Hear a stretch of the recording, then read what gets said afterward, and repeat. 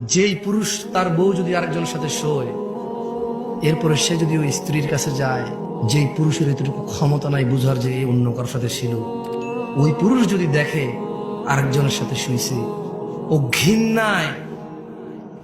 ঘৃণায় লজ্জায় রাগে ক্ষোভে দুঃখে ওকে পুরো পৃথিবীর বিনিময় দিলেও বলবো যে বউ আমি রাখবো না ভাই।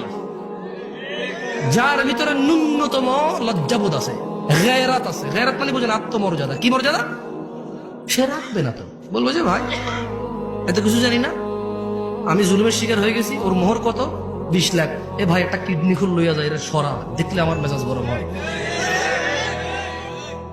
আল্লাহ এরকম বলবে, যার ভিতরে ন্যূনতম আত্মমর্যাদা আছে সে বলবে যে 20 লাখ তো নাই, কিডনি একটা নিয়ে যা, 2 কিডনি লাগে না, 1 কিডনি বাঁচা যায়, ওরে নিয়ে বাঁচা যাবে না ভাই।